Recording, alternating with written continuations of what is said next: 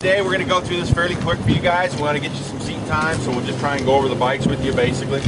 These are Victory's introduction to the police market. FYI for you guys, you can order them with ABS with these two models. But we like to get the brakes in. A couple things we'll start out with is this is the Commander 1. It's got the fairing. With the fairing also comes with a stereo.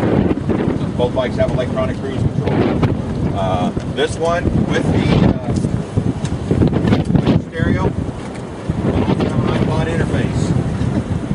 Okay, it is controlled with the stereo button up on the dash there.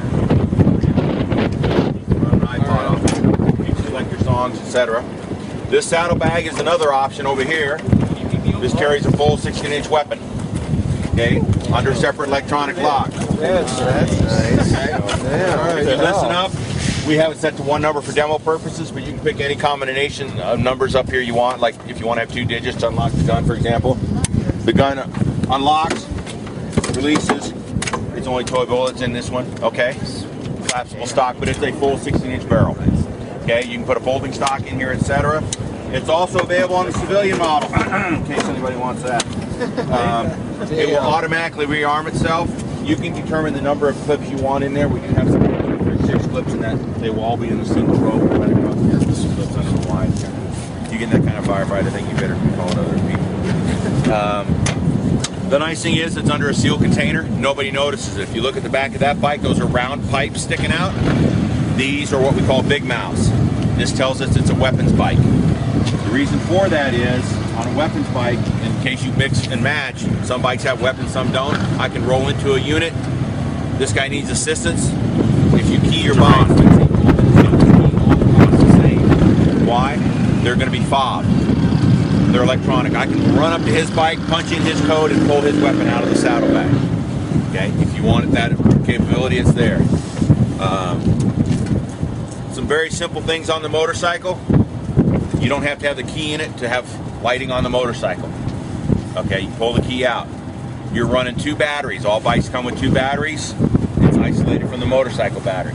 This can sit on an intersection for 8 or 10 hours. The bike will always start. For those that are running a 2-way radio on the motorcycle, we turn off one blue light up here when the top box battery drops to 11 volts. The only reason we do that is to signify you your 2-way radio on the bike will no longer transmit. It's getting close to it. At 10.5 volts, the radio will not transmit. Anytime you're in emergency lighting, you'll get an LED indicator up here, whether it's just rear lights, all lights, etc. You'll get an LED indicator telling you your lights are on. The other indicator is for, let's turn this key on, headlight off. I go to headlight off, I get the yellow light here, tell me I'm headlight off. This other light over here on the light switch, I hold it with my thumb to twist the throttle, for example. It's turning off brake and tail lights. I can roll across the parking lot. The tail lights, brake lights are not going to silhouette me, so I can roll up completely dark. That's your headlight off function. The other light is a green light, and that's in the event that you have something in the top box turned on. You got your cell phone charging, your computer still left on, whatever. It's going to tell you you've got something hot in the top box, so you don't probably leave it over the weekend or a long holiday or something like that. It will tell you that you got something on the top box. These top boxes are metal. If you do drop the bike, you can pick it up with the top box. It's not plastic. This is American stuff. Okay? All the bracketry, all steel and metal. You can pick it up using the top box. We'll show you that lift point in a minute. This is a power pack. We found out you guys aren't running laptops, but if you were, we have another box that's just a little bit longer, so you can put a full laptop in here with your ticket printer, etc. This right here is all foam. This is your storage area. We just have the foam in there, but that's your entire area to store stuff.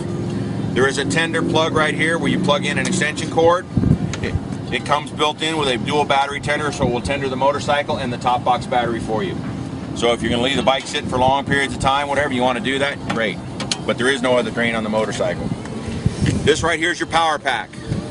There's 2 connectors. They unscrew on the side of the top box. You simply lift the power pack out. You can actually do work on the bench.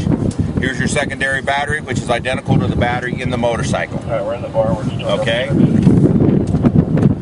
These are glow blow fuses. Normally, depending on how your bike's wired, if it's got moving radar or whatever, you'll have a panel right here that will tell you what all the fuses are connected to. But if you do blow one, they glow. So you know exactly what fuses.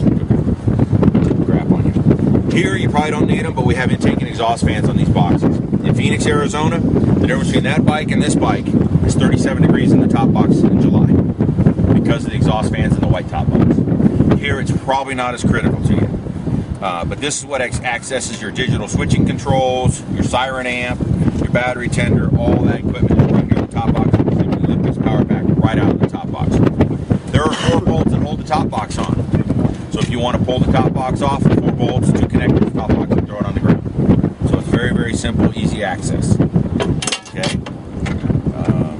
Any questions of the top box area yet?